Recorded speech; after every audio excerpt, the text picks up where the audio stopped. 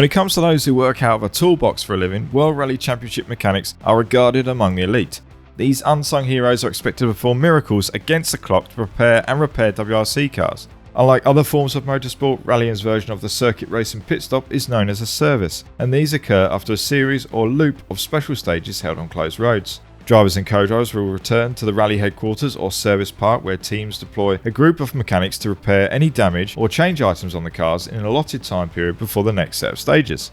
These often frantic periods occur several times during an event, and it's here where mammoth tasks such as a gearbox or engine change may occur, or a simple quick tyre change and clean depending on the circumstances. However, all of this must be completed within a strict time window. The teams are also restricted in supplies, and if a car sustains structural damage, they are forced to retire it. It is a grueling job, with the mechanics often the first to arrive and the last to leave the service park. To better understand how these mechanics operate, the M Sport Ford WRC team invited Autosport to be thrown into the deep end by joining them at the South Belgium Rally to work on the brand new Ford Puma Rally 1 Hybrid WRC car driven by new signing Pierre-Louis. For this event, designed to give Lube a maiden run in the car before heading to the WRC's round in Croatia, M Sport had a team of 12 personnel on site to look after the car. These range from mechanics assigned to different corners of the car during preparation and service, to engineers analysing the data to help extract more speed from the car.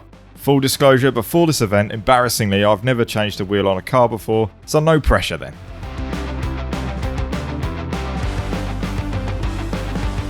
Today started with a 6 AM wake up and breakfast with the team before we headed to Service Park, where we had set up this facility here. It's an inflatable tent, as you can see, and then obviously we have to get all the equipment out, including the car. To start off with, we fitted the bonnet catches, which is something that I've never quite done before, which is pop riveting. From there, I went under this car to fit the sump guard, which is quite a heavy bit of kit, to be fair. They removed it originally just to check over the car, check over all the internals and externals underneath, and then we fitted it again this morning before shakedown. The first thing before I came to Belgium I had to do was the safety briefing, because we have new hybrid technology in this car for this year, so there's lots of safety implications that we need to know before you work on a car like this. It was quite daunting. It's always a bit sobering when a safety officer in this case said this kit is pretty special but it can kill, and it's true. It produces 750 volts, so it's quite dangerous in the wrong hands and if it goes wrong.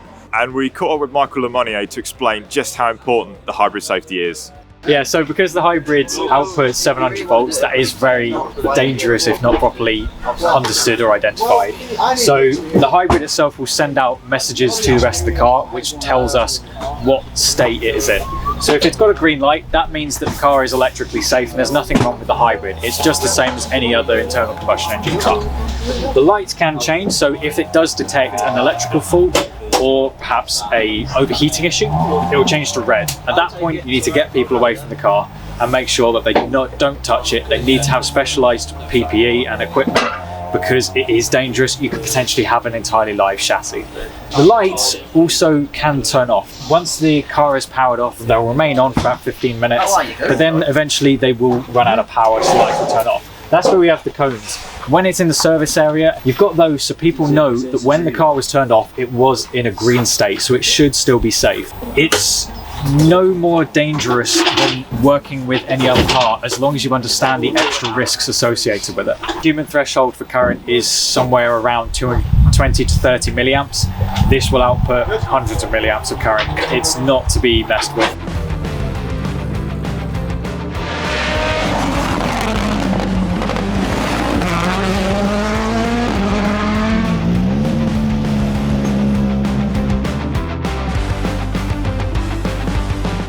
Honestly, it was amazing feeling this morning. I was really impressed by the car because the feeling came very early. After my first pass, I was feeling good in the car. A WRC car, it's always something special, but yes, this car for sure born very well because the feeling was already there after the first pass. So it was really nice. The stages are really fast, so I will know how it is inside. So no, looking forward to do it. The team has an extra mechanic in myself today, so I'll be working on your car this weekend. Yeah. Hopefully it all goes okay. You've been great from the moment, so continue like that. If we have an issue, I will come back to you and we will stop the interview.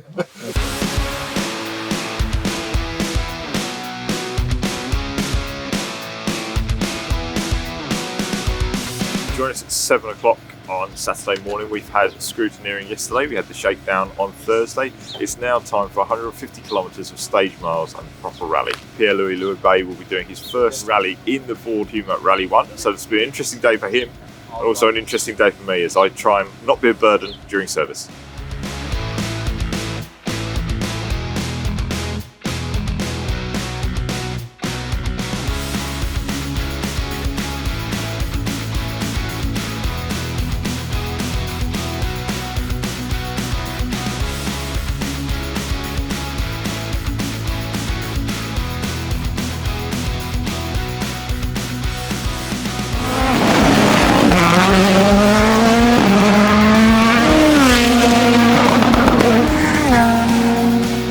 After 3 days with the team, seeing what they go through and how they work, I have to say I've got the utmost respect for the guys and girls that do this job for a living. It is incredibly hard, but they make it look so easy.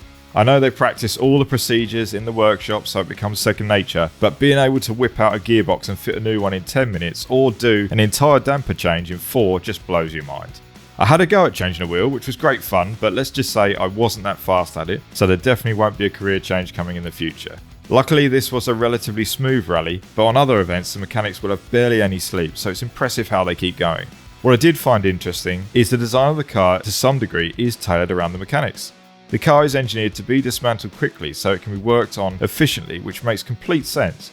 But I think what stood out was the teamwork and camaraderie on display. During service, everyone is working against the clock, but it's seamless. Everyone helps each other out, and it's just incredible to see in the flesh. It's been a mega experience with M Sport, but I was told, politely I might add, to stick to the day job, so I will do that, but with far more knowledge of what WRC mechanics have to go through on events. That's my shift done at M Sport. Thanks for letting me show me around. It was a massively insightful experience. These guys work pretty bloody hard. As you can see, there's quite a bit of banter that goes on. Oh, white and suede. Yeah, but it's good to be different. It was a really insightful experience, and when you watch a rally car being built and prepared, think again, because there's a lot of work that goes involved.